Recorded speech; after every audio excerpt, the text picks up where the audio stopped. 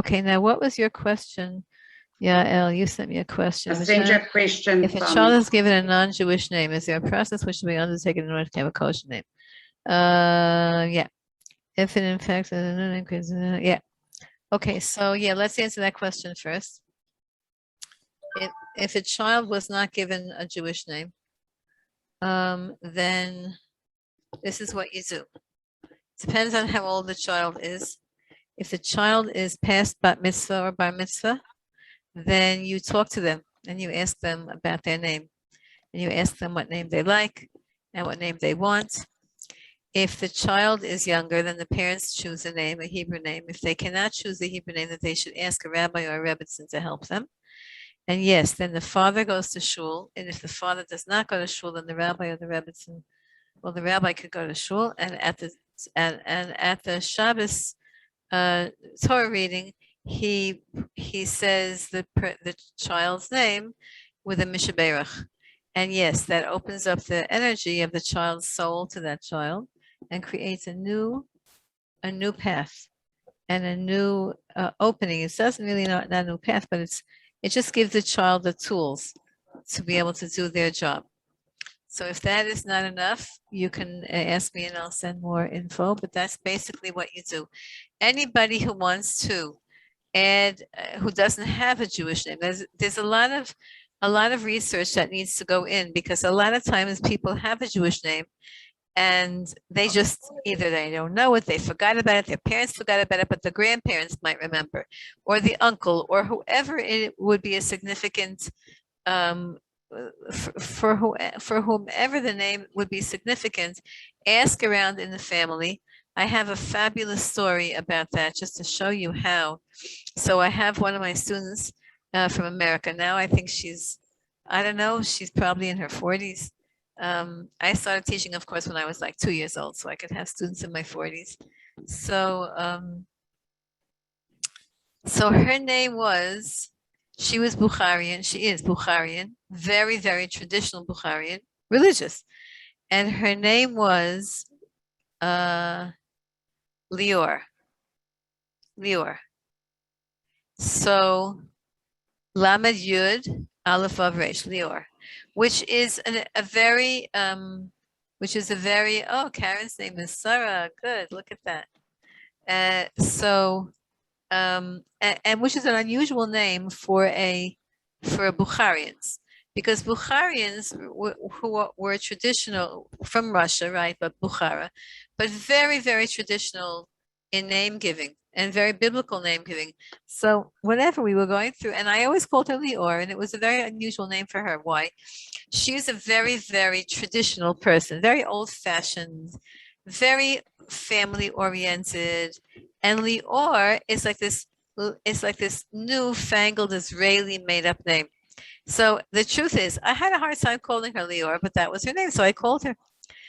She had a Russian name. I don't know, Lena or one of those Russian names. But anyway, maybe she'll see this, because this year goes out to a lot of people, and I got so much feedback from Daphne from this year, any positive feedback. Anyway, so I said to her like this. At one point, we were studying Hebrew names, and she said, she feels so disconnected to her name. I said, why don't you go home and ask, who you're named after? So she went home. Her parents did not know, but her grandfather, who lived with them, of course knew, because he said he was the one who named her. So she said to him, why did you give me such a new Israeli name? Why didn't you give me like a biblical name? My teacher says it's an Israeli name. It's not a biblical name. So her grandfather said, what kind of a teacher do you have? She doesn't know anything. Of course, Lior is a biblical name. So my student said to him, but where is it in Bible? Like, where is it in the Torah, Lior? It's not. So he said, what do you mean? Don't you know? Doesn't your teacher know anything? Sarah, Rivka, Rochel, and Lior. So the way that he pronounced Leah was Lior, and she always thought it was Lior with a resh. He was pronouncing it in the Sephardic, very old-fashioned way of Lior, which is Leah. How could her teacher? What kind of Torah teachers do you have? She doesn't know Rochel and Lior. So anyway, So a lot of times grandfathers know if you don't have a Hebrew name or child doesn't have a lot of times you ask somebody in the family who it would be important to them to have a Hebrew name, they know. Ask them. And if not, then yeah, you choose the Hebrew name. If it's an adult and she chooses the Hebrew name, we do this all the time in all the different seminaries, the Baal Shuva yeshivas, when the girls do not have a Hebrew name, there's a whole procedure of what you do, etc. Anybody needs to know that information, you could ask me. I'll tell you it privately, not for this year. Okay. I also want to tell you that there's a very big machlokas, a very big discussion in halacha. We touched on this last week a little bit, but there's a very big discussion in halacha about should you indeed change your Hebrew name in case someone is ill, in case somebody is sick. The Gemara has stories pro and con. There could be those who say yes and those who say you shouldn't. And those who say you shouldn't, Reb Michal from Zlotyshev said, for sure you should not change the Hebrew name, because he said, even though you think that the person is sick and they need a new mazel, but really their strength could be in their given name. Could be that that's their strength. So don't change it. And yet we have there are many stories that talk about, yes, changing a Hebrew name. Each person's going to ask the rabbi that they hold by, that they're their rabbi, etc. Okay, just to let you know something interesting about the name Leah, just because I said a story about the name Leah, I'll tell you another story. Before Shlema for Yaakov Yosef ben Leah. Oh, here's another Leah. Look at that. And Yael Dov, she did it. Somebody changed her name. Good. So there's a very famous story that Rav Glazerson brings in his book about a girl, a Baal Tshuva here in Israel, a Baalas Tshuva, who while she was in her process of tshuva, she said she had a dream. And in her dream, her grandfather came to her in her dream and said to her, she should change her name to Leah. Exactly that name that he was begging her, please change your name to Leah. And that was in her dream. So she got up and she didn't know what to do with it because she was a chozer, but she was a mitchazeket. She was a girl, Israeli woman who was becoming stronger in her Yiddishkeit. And she didn't know the idea of dreams and people coming to you in dreams. She didn't know what to do with it. So she asked her Rav, and her Rav said, for sure, if your grandfather bothered himself to come to you in a dream, and it was a clear dream, and it happened early in the morning when you were just woke up from your dream, and you remembered your dream, then he's telling you, yes, you should change your name to Leah. Why? Because, and the Rav interpreted and said, it could be that because of your past life, because of your mistakes that you made before you were religious, you did a lot of things that were not proper. And it could be that you were not going to be destined to have children, and your grandfather sees that. And in Shamayim, he's so proud of you that you're becoming religious that he prayed for you that you should have a lot of children. And the name Leah is a name that gives a lot of children. So that's why you should change your name. V'kachaya, that's what happened. Changed your name to Leah, became from a lot of children. Okay. What I want to do today in the beginning of today's lesson, and we'll see how long it takes, and is to give you a tool. After class is over, so I want you to do some work, because the way it works with Torah is if you just listen, which is what you're doing, you don't always retain. You don't always remember. You don't always retain. Not just that, not only you don't always retain, but sometimes you forget, and sometimes you don't even chap any part of the lesson. It's funny how Hashem wants us to absorb Torah.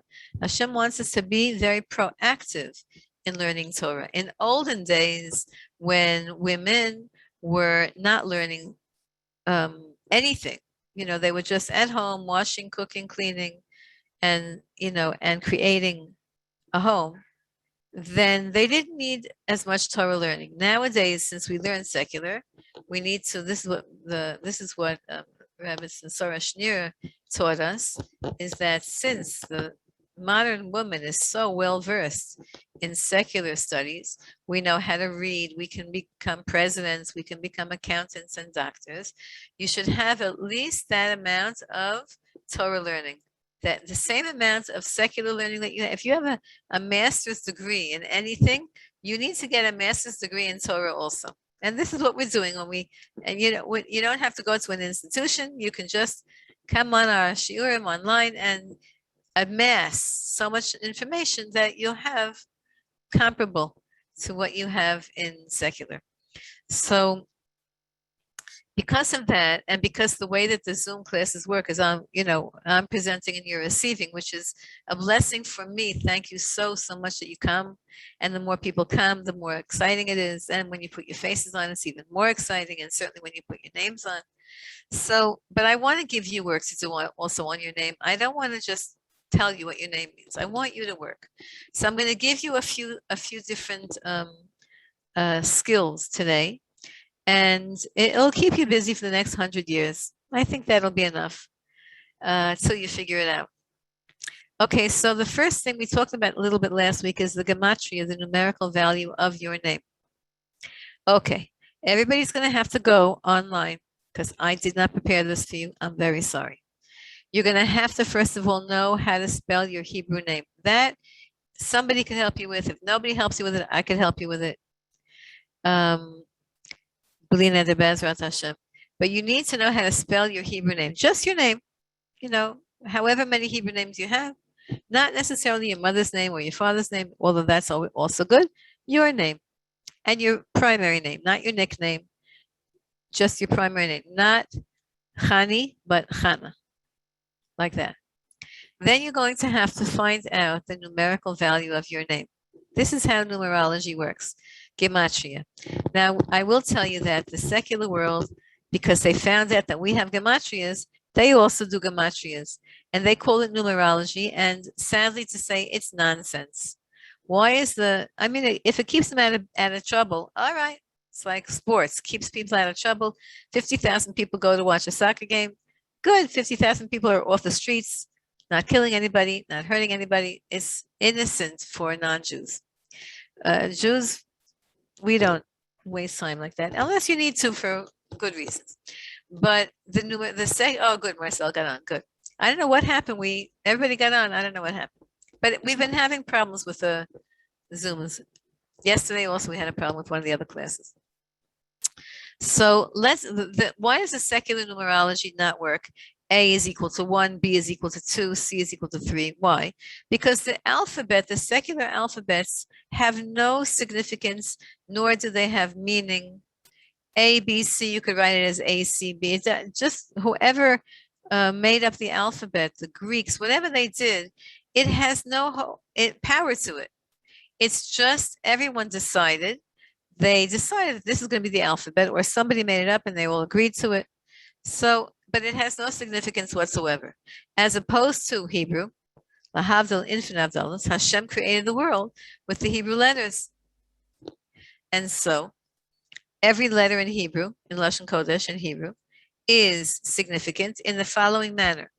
First of all, the order of the numbers. Aleph is 1, Bet is 2, Gimel is 3, Dalet is 4, Hey is 5, Vav is 6, Zayin is 7, 8 is Chet, 10 is 9, Yud is 10. Then after Yud comes Chaf. Chaf jumps to 20. And then Lamed is to 30. That goes by the tens. Until Mem, Nun, right? It goes by the 30s until 90. Then Kuf is 100. Reish is 200. Shin is 300. Tav is 400. And then you do the 5 ending letters. Final Chaf is 500. Final Mem, 600. Final Nun, 700. Final Pei, 800. Final Tzadik, 900. And then Aleph is 1,000. And that's how you do it. So now, you are going to figure out the gematria of your name. If you have 2 names, you add them together. So Chana Sarah does the gematria Chana, and then the gematria Sarah adds them together. That's going to be the numerical value of your name. That's assignment number 1.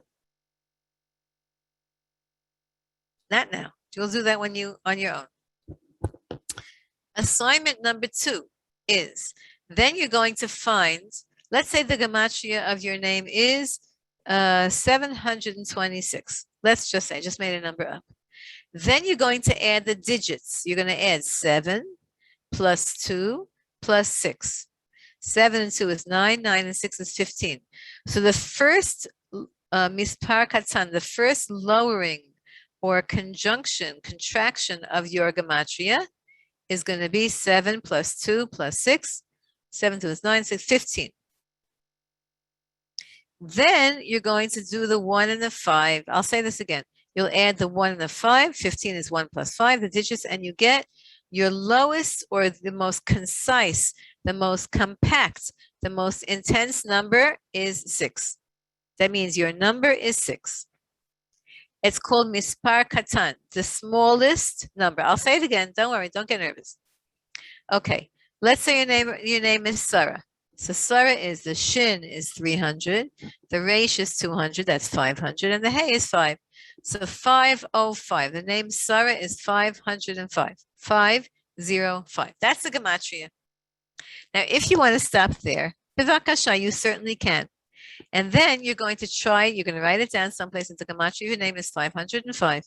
Then you're going to look online, because there's a sefer called Gematrion. You could write it in Hebrew, you could write it in English, Gematrion. You're going to type in the number 505, and you're going to ask Rabbi Google, what words have the same gematria as 505?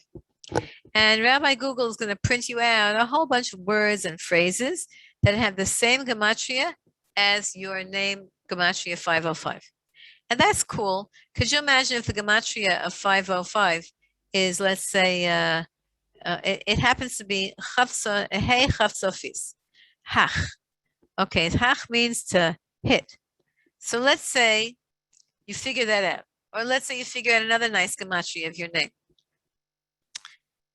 So it's all different clues and different interesting insights into yourself. Some of them are outrageously silly. For example, I don't have the sefer with me. I thought I brought it with me to Eretz Yisrael. I guess I didn't. I guess I don't know where it is. Whatever it is, there's a sefer, and the sefer is all numbers, and every number has 2 or 3 pages of all the different phrases in Tanakh, or names of people in Tanakh, or names of people in the Gemara, the Talmud, with the numbers. So online, they have just like some of them have good. You can find different phrases, but they also have like silly kinds of, gematrias. But anyway, that's what you do with the outer gematria of your name. If you like to play with names. I was once at a wedding of one of my students, and the Rav, what was it? Was it Rav Yossi again? Years and years ago. This goes back, I don't know, 40 years, 30 years. And on the spot, he made up gematrias of the chassan's name, the kalah's name. He made like a whole Devar Torah. If you add her name plus his name, you get the name MS. You get the word MS, which is true, truth. So he said it's a true zivug. That's how you do it. You play with it. I don't know what you're doing now, Sarah. Let me go see what you're doing. Probably doing us a big favor. I said, I don't know. Dalia found us a table, and I said, I can't share. So I've asked Sarah. Okay, first of all, Rafael Aryeh Ben Sipora for Shlema, and Sipora Bas Sophie for Shlema, and everybody else for Shlema. All of Klaliswan. And I can't do this either. So you're going to figure it out. What is that? The Aleph base table? Is that what it was? Yes, it's an Aleph base table. Okay, I can't open it mine, but okay, it doesn't matter. Everybody can find the Aleph base table and the numerical values of them. So that's sorry, Rebbetzin, what was the name of that book that you said? The Gematria book? Yeah. Gematrion. It's a sefer. It's a Hebrew sefer. So Gematria, Yud Vav Nun, Gematrion. But you could find it online, and you could find different gematria. You could just put in 248 in Hebrew words, something like that. Do all the Googles. All your grandchildren will be able to find it for you. Anyway, But this is not that I'm just making this up. Chazal do this. Chazal say, for example, Leah. Leah's gematria is 36, 36 hidden tzaddikim. Abraham's gematria 248, the limbs of the body and the mitzvahs asay. Moshe's gematria 345, same gematria as two of Hashem's names added together. David's gematria Yud Daled 14. Echad, is that Echad or let's see, what was David? Forgot. Yeah, I forgot what it was. It's famous gematria. So finding the gematria of your name and then using it as a message to you, as an encouraging message. An encouraging message, because we need encouragement. This is such a dark time in Jewish history, right before the end. It's problematic in terms of people suffering, in terms of the lack of clarity and lack of feeling God, the lack of feeling worthy, the lack of feeling holy. So whatever you can do to make yourself feel better about yourself, do it. So if you can find a gematria that your Hebrew name is a phrase that is the same gematria as an encouraging phrase, write that on your refrigerator and write it to everybody in your family. Give them all like the put or the phrase that is parallel, that's equal to their name. Okay, so that's one job for you to do, because I certainly can't do for everybody's name. I mean, I could, but whatever, it'll take a while. The second thing I want you to do is the following. Then the easier job, after you find your gematria, is to find the first contraction of the gematria, which is, again, adding the digits of your name. Like, for example, if the gematria of your name is Abraham, 248, then you add the 2 and the 4, you get 6. 6 and 8, 14. And then you're going to try to find some kind of, it's always going to be under the number 20, because that's just how numbers work. And so you're going to try to find something about the number 14. 14 is, as I said before, David. That's the gematria of his name. So that's the first downsizing or contraction or making it more intense of your name. And then you're going to add the 1 and the 4, you're going to get the number 5. So I am going to tell you that everybody's name contracts into a mispar katan between 1 and 9. That I'll tell you right now what each of those numbers mean, because it's fewer to do than every name in the world. So let's say your name is, your mispar katan of your name comes to the number 1. Let's see, how could that be? That is, let's say if your name adds up to 10, what name ends up to 10? Let's say, no. Sarah was here. 505. Sarah, good, very good. Sarah is 505. 5 plus 5 is 10. You add the digits. You know what it means, the digits, just the numbers. Sarah, 505. 5 plus 0 is 5 plus 0 plus 5 is 10. Then you have the number 10. 10 is 1 plus 0 is 1. Okay. So if your name comes down to 1, the mispar katan. Okay, 1 is Hashem, right? 1 is Hashem. So it means godly, spiritual, bonding with God, God awareness. Everything about 1, Echad, Hashem Echad. It's the consciousness, it's the ability to constantly have in your mind Hashem Echad. That's 1.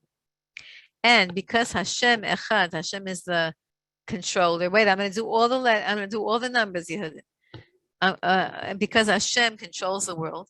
Hashem is the power, the only.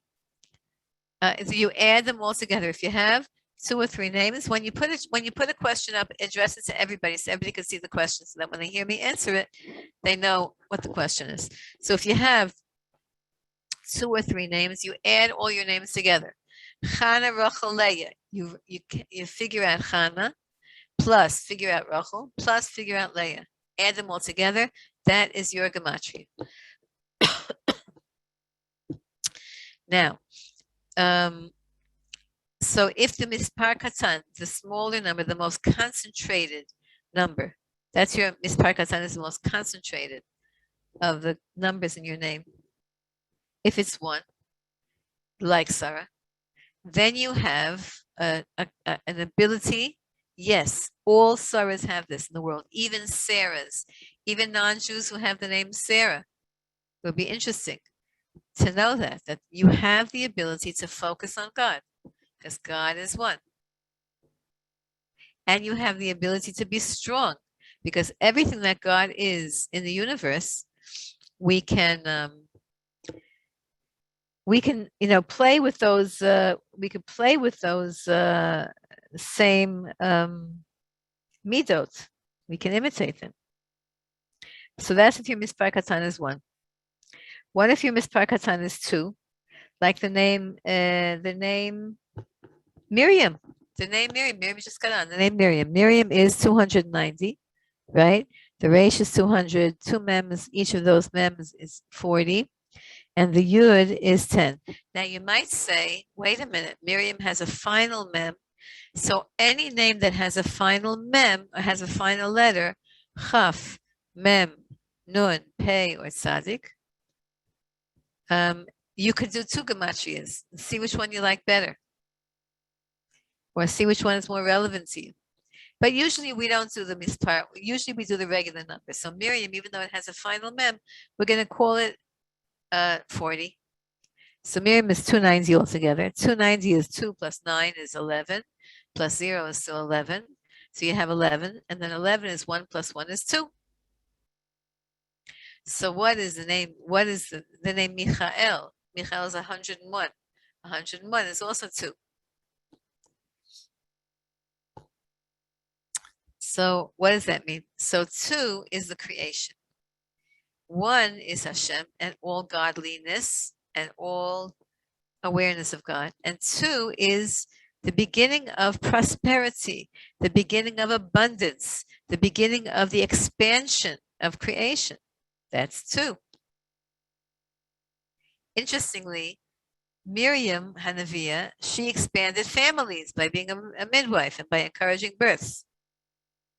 Michael, the angel Michael, is the angel of protection of the Jewish people. He's the one who always talks to Hashem in our favor. So that's the number 2. If your mispar katan is the number 2. If your mispar katan is the number 3, let me find the name with the number 3 mispar katan. Anybody do their mispar katan yet? And they have a number 3? Yes, you heard it. Good for you. Yehudis. How much does your name come out to? It comes Yehuda. Yehudis is how much? to 435. Yehud, 4. And then you have 1, 2, 3, 4, 3, 6. No? No, you're right. 1 second. 4, 3, 5, right? 4, 3, 5. Good. Then 4 and 3 is 7. 7 and 5 is 12. And 1 and 2 is 3. Good for you. You heard it. Thank you. You saved me some time here. So is it what both is names? what? You add your 2 names together or just 1 name? You add your 2 names together. Okay, so I'm also 3 then. What's your name? Pa'ula Devora. Oh, Pe'ula Devora. Okay, so what is your total combination of names? 408. 408? Yeah? Okay. Everybody has to check their math several times to make sure you got the right number. Just not that you got the wrong number. I'm just telling you. Okay. It's easy to add wrong, so check your numbers. Okay. 408, yes, Pe'ula Devora is 13. Is 12, is 3. 12 is 3, right? Okay, so what is 3? 3, now I'm taking this all from many different svarim, including Rabbi Glazer's Sefer. 3 represents the perfect balance, right? That's Tiferes, that's Yaakov Avinu, this week's parsha. It represents balance. It represents making peace between 2 different sides, union of opposites, the unification of opposites, the making peace between opposites. That's 3.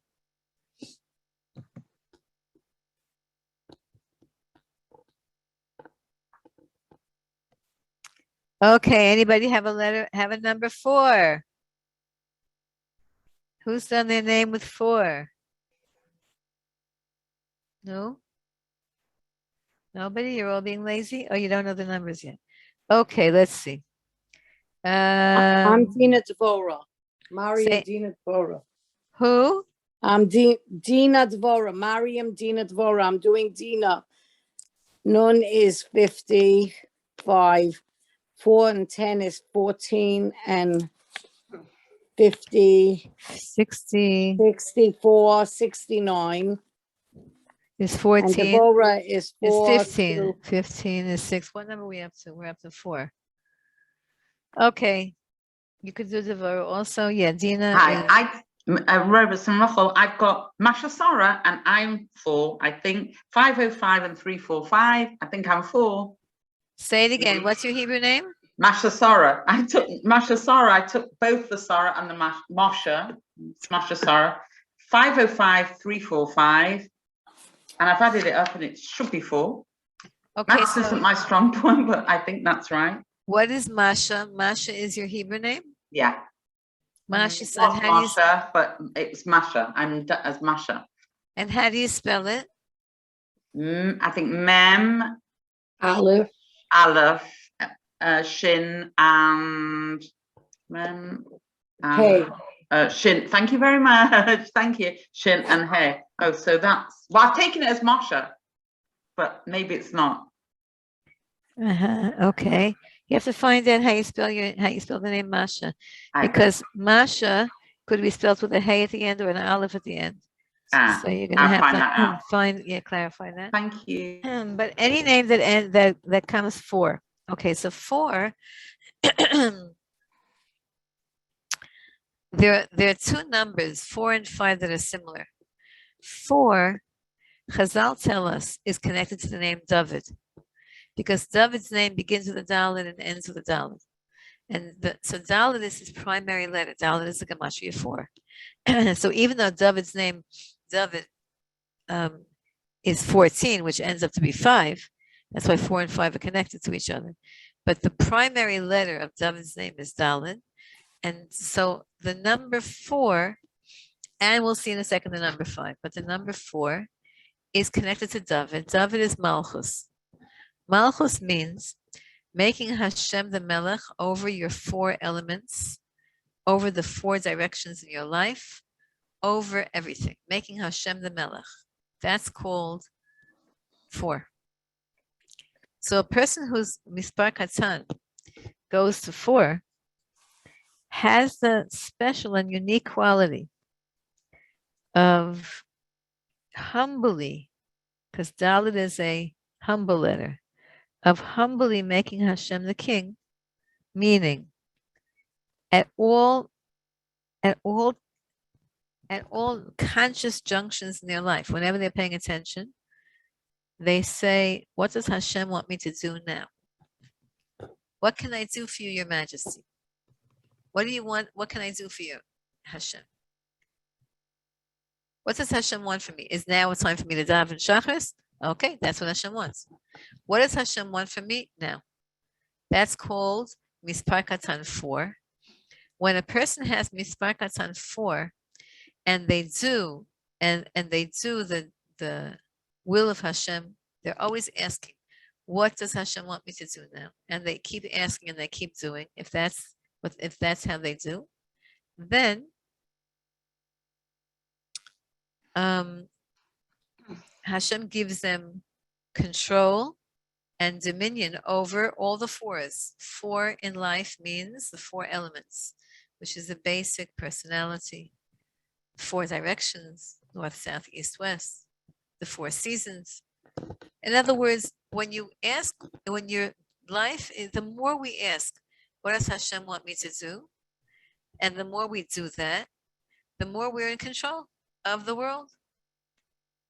And that's an amazing, amazing power. That's why David HaMelech became the king, because he was always asking in a healthy way. He was always asking, what does Hashem want from me? Is that Golda from the north that I'm seeing? Whoa, that's a big treat for me. Yes. Wow. Good. Okay. That's 4. Now 5 is also Malchus. Why? Because 5 is the letter Hey, and Hey is the final letter in Hashem's name, Yud Kei Vav Kei, that talks about Malchus. It's a different type of a Malchus, though. 5 is literally having a certain dignity to you, a certain royalness, a certain royalty. Not the ridiculous royalty. Sorry to insult all you Brits, but your royal family is not to be admired at all. They should give up all their wealth to all their poor people that they're making believe that they care for. The true royalty is never feeling above anyone else. So you know that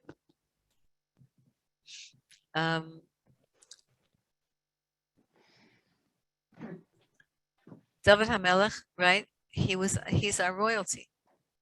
And remember that for all you Michals out there in the audience.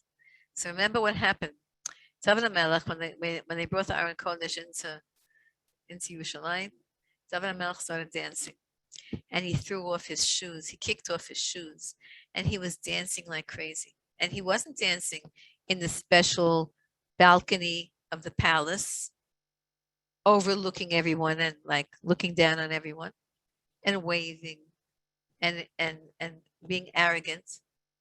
No, he went into the audience. He went with the regular people. He went to the circle like everybody else. And he danced and he danced and he danced. And his wife, Michal, she was the daughter of Shaul HaMelech. And she said to him when he came home, she looked down on him and she said, that was very undignified. My father would have never behaved like that. You're a king. You have to behave in a dignified manner. And David HaMelech said, I'm the king. That's going to be forever. Your father Nebuch lost the kingship. So don't tell me how to be a king. He didn't say it like that. That's probably how we would have said. But he said to her, what is a king? A king is a slave to the people and a slave to Hashem.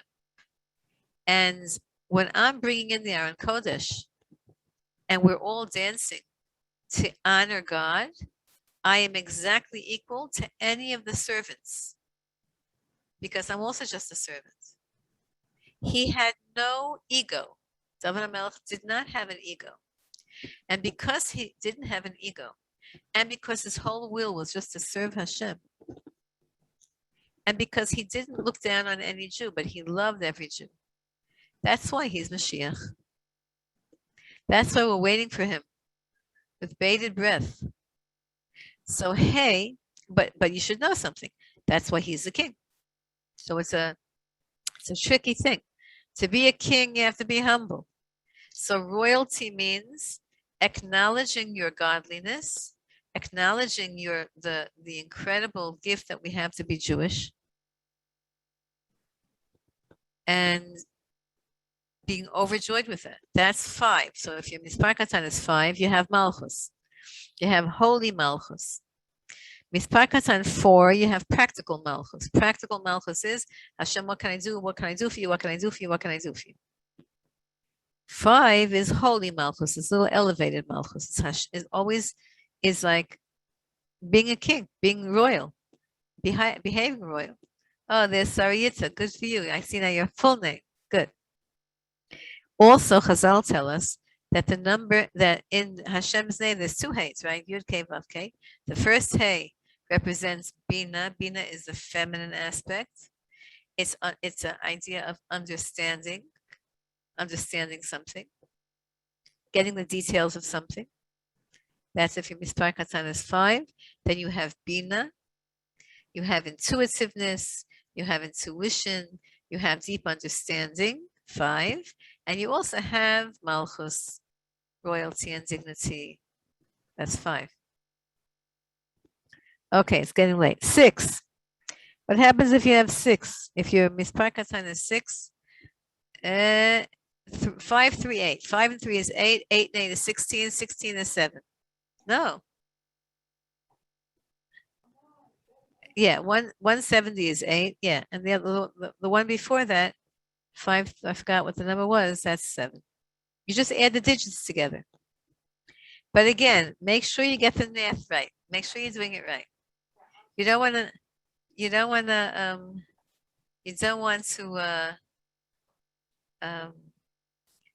base your whole life on an error in calculation. So how does it work? Sorry, I joined a bit late, so I didn't get how the formula works. Simone. You have to add the number. You have to know what your Hebrew name is. So if it's I worked out it's 538 Shirachaya. Okay, then you add the shira, then you add 538, then you add the 5, you add the 3, and you add the 8 together. So that's And you get 16. 16, and then you add the 1 and the 6, and you get 7. So is that the number? So that's your mispar katan. That's your most concentrated gematria number. You have Okay. 3 numbers now. I don't know. You have to ask the rabbi how to spell all your names. If you're married, you should look on your ketubah. Make sure that the ketubah is spelled correctly. So what would a 7 symbolize? Wait, I'm not up to it yet. Give me. Oh. We're not there. We're up to 6 now. Oh, okay, fine. Sorry to interrupt. Thank you. Okay, so now 6 is the number, 6 is the letter Vav. It's the number of connection.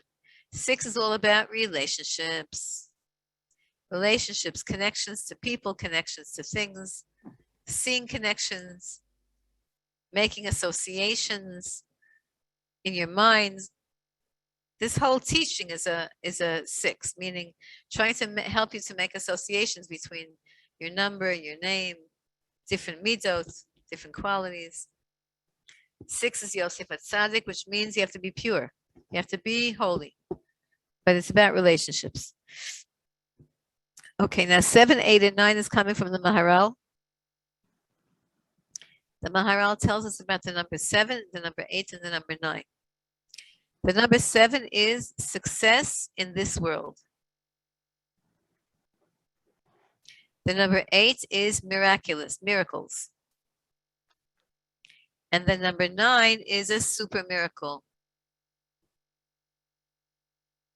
Going back, the number 8 is talking about when Mashiach comes. It means a person who's very Mashiach oriented, thinking about Mashiach. Number 9 is Olam Haba, even past Mashiach's time, in a time when the world will be totally fixed, when we will be in a different realm altogether. 9 is the highest, because it's the highest number you can have. You can't have 10, because if your mispar katan is 10, you have to add the 1 and the 0, and you get 1 again. So the highest number you can get is 9. Therefore, 9 is, in this teaching, according to the Maharal, 9 is the most spiritual, 9 and 1, because 1 is Hashem and 9. And that's why now you're going to make another association.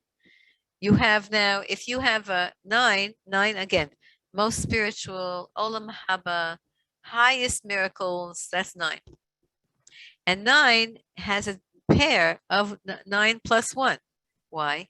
Because everybody wants to get to the number 10. So number 10 is we have 10 fingers, 10 toes. 10 is the number of completion, other than 1. 1 is Hashem. We can never be like Hashem. We're trying to keep the 10 commandments, the 10 levels of the Sphirot. So every number that you have now has a pair. So 1 and 9 go together clearly because 9 is the most spiritual and 1 is Hashem. 2 and 8 go together. 3 and 7 go together like that.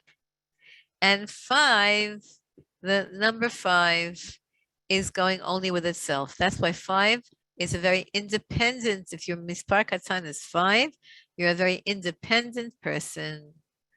You're not a team player necessarily because you only need yourself. If your mispar katan is 5, you only need 5 to make 10. So you don't need something else. You have everything inside of you.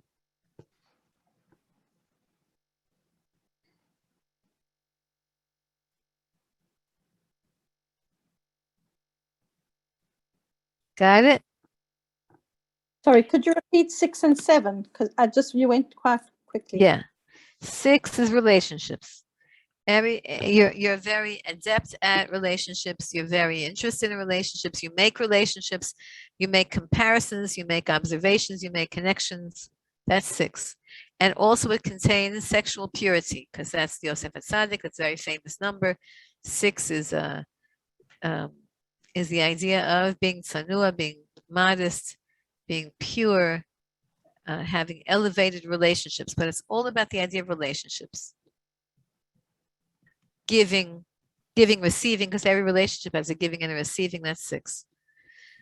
7 is this world, right? 7 days of the week, 7 sphira. 7 is this world. It means success in this world. 8 is Mashiach's time, miraculous, above this world. And 9 is super spiritual and Olam Haba. Now you're really, really lucky, ladies, because Anya is going to make a, she's right away, we're going to put her on, we're going to give her just job to do right away, because you all want to hear this, you all want to hear this again and take notes again, go through it again. I like how you did that, Naomi. I thought it was a note that you wrote to me, but now I see that you have it on your name. Next time you can all do your gematries on your name. Right, your name and your number. So sorry, can I ask you, you said 5 and 5 was independent. What's Very 4 and independent. 6 Why? together? Why is 5 and 5? Why is 5 independent? Because 5 doesn't need anything else to complete itself to make 10. It just needs itself. It doesn't need a different number. 1 needs 9, 2 needs 8, different numbers. They need to complement each other, blend. 5 just needs to be itself. It just needs to be a strong 5. 5 plus 5 gives you 10. So Rebbetzin, that's is that something that we should like in making matches for people? That's a funny question. Like Wait, like before you, the number. wait, before, Okay. Before Okay. you stay unmuted. No, sorry, stay unmuted. I just want to say, if you have a hey in your name, or if you have a nun in your name, hey and nun are both 5 and 50, and then 500 is the final chaf. Those are the letters of independence. So I start with Nun, Nomi, and I end Sarah with Hey. Okay, so are you an independent person?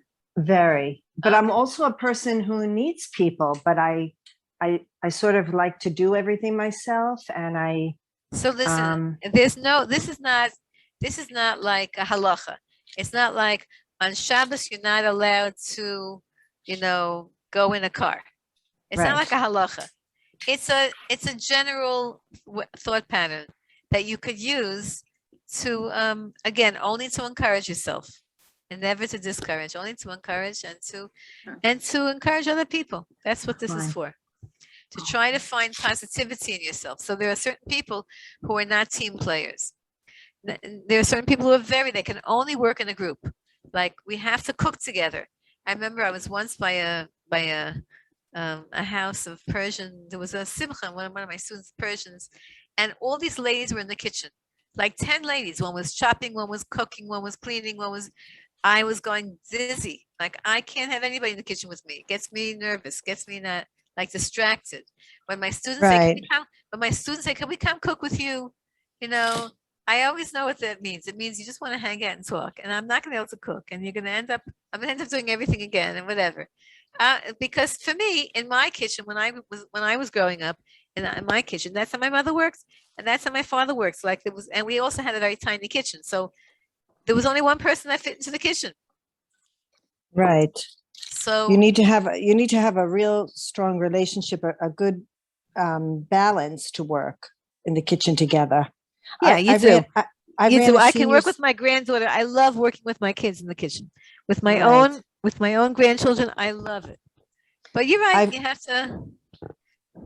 Okay. I ran a senior citizen center, and we had a big kosher kitchen, and the cook was like a big Russian balabusta, but she couldn't get along with the Hispanic staff that we had. It was like crazy in the kitchen. It's always like, and it was like a dance, and I had to work so hard as a social worker to make them all kind of be like a symphony. It was beautiful in the end.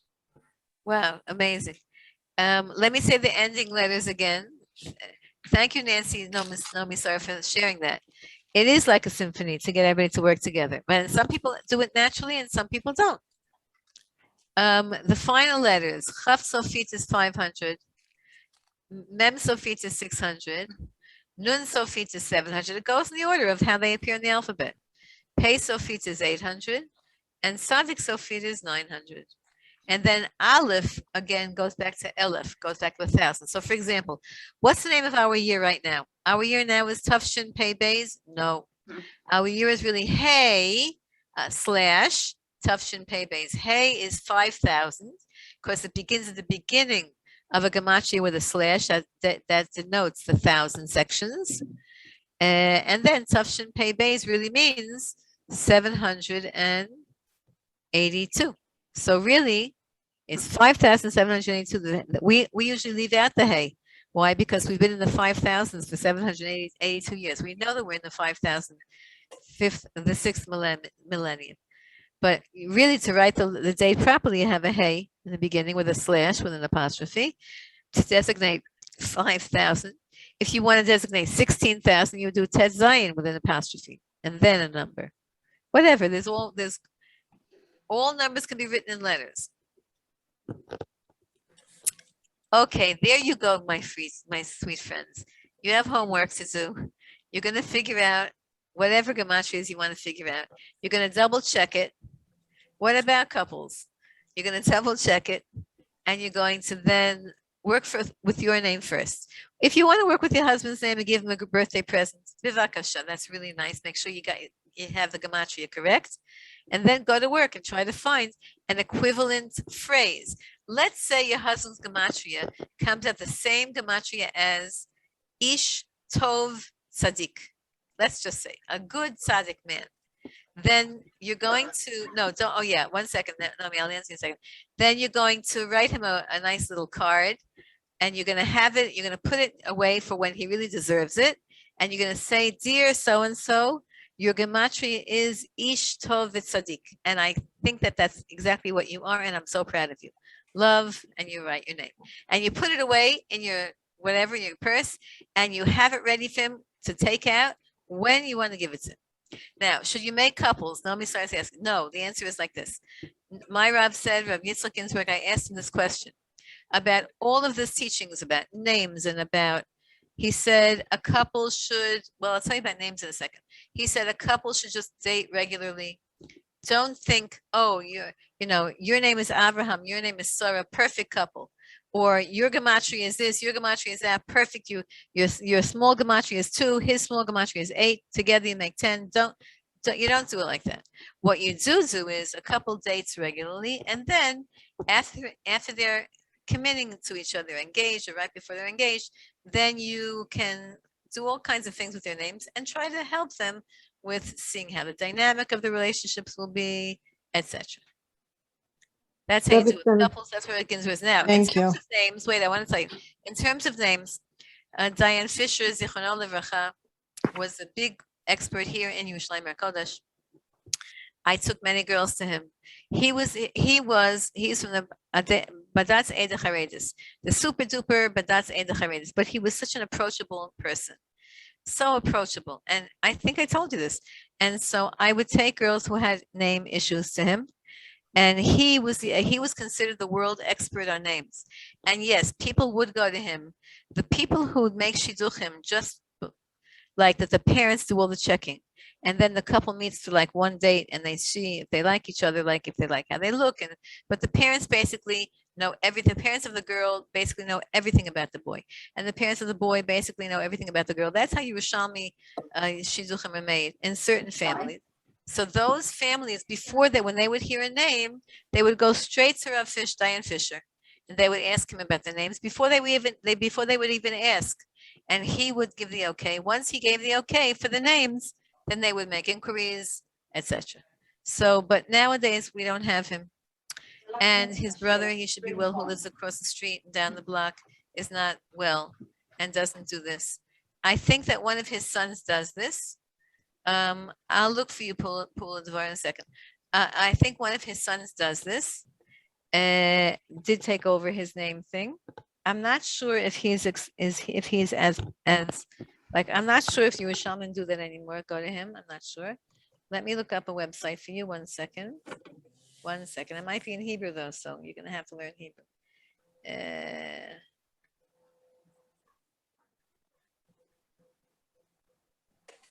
Check.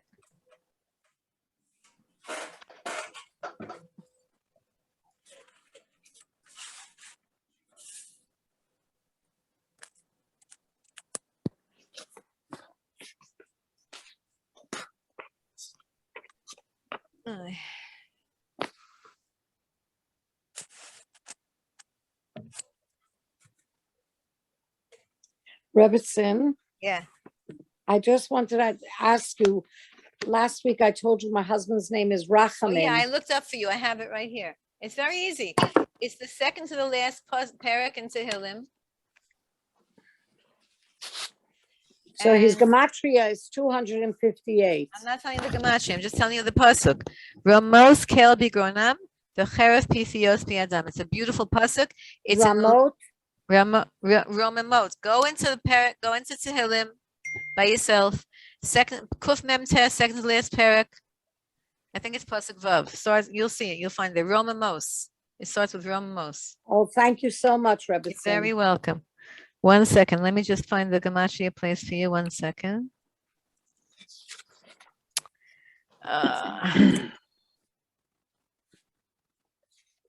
One sec.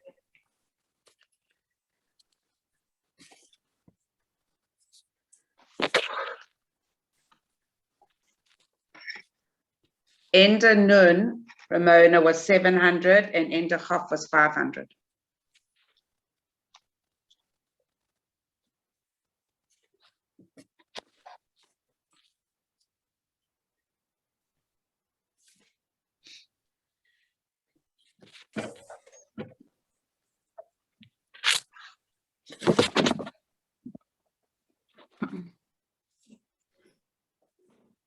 Uh,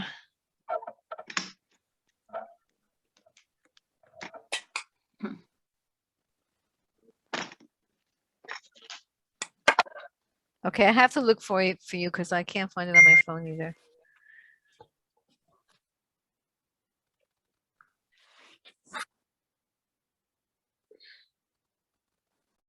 Well, maybe this is it. 1 second. Yeah, here it is. 1 sec.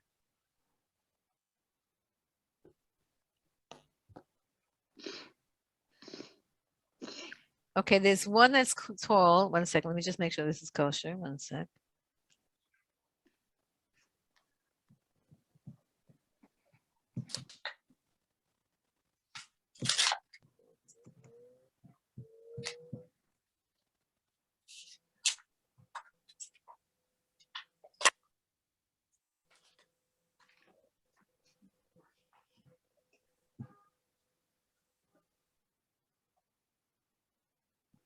Okay. Oh, very nice. Okay, so there's one that says it's called Torah Calc. TORAHCALC. It's really nice. Torah calculations. Yeah. It's a new one. That's interesting. It's a new one. Go to that and you can do that. Let me find if let me see if I can find you some more. Wait, it's TORAHKELT? No, TORAHCALC, like calculator. Ah, Write it down. CALC. Yeah. Can Thank you write you. it on the chat, on the note? Yes, yes, I will. Okay, 1 second. Right. TORAHCLAC. No, CALC. Here it is. CALC. Yeah. And the other one is called, here's the one that I was looking for. It's called in English, here, I'll write it for you. Where do I write it? Where is this thing? In the Come chat. Chat. Okay, chat. You can dictate it. I'll write it if you say it slowly. Yeah, let me G? just do it. No, it's Okay. called geometrics. Geometrics. Now, how do I do this? There you go. That's a good one. Gematrix. Okay. And that one, let's see, let's see. Just make sure that you do it in a holy way, because some of these places, some of these things have non-Jewish things in it. Don't do the English at all. The English is ridiculous. 1 second. Maybe I'm going to ignore that. 1 second. 1 second.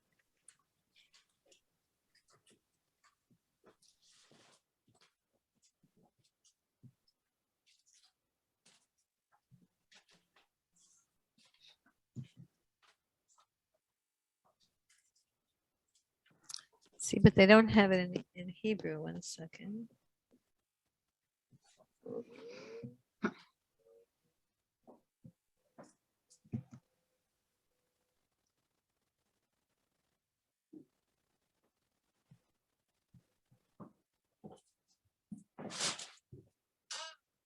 Don't do that, Geometrix. Don't do that because you have to figure out how to do it only in Hebrew and it's not good. Ignore that. I'm erasing it. Yeah, I Yeah. tried Gematrix and it only took not English, but the other one has a calculator that shows you a list of words. So the original one that you said, Torah Calc, has a feature called, was it called Gematria Lookup? Right, And you put in your number. and- right, right. Okay, Rebbetzin, we'll keep looking. what was the numerical value for the final vav? There's no final vav. Final Eliyahu? nun? You mean final nun? No, Eliyahu. Doesn't that end with a? Above is A 6. vav. A vav is regular 6. Okay, there's no final vav. Got it. No, Okay, no. got it. There's only Okay. 5 final letters. Okay, I gotta run.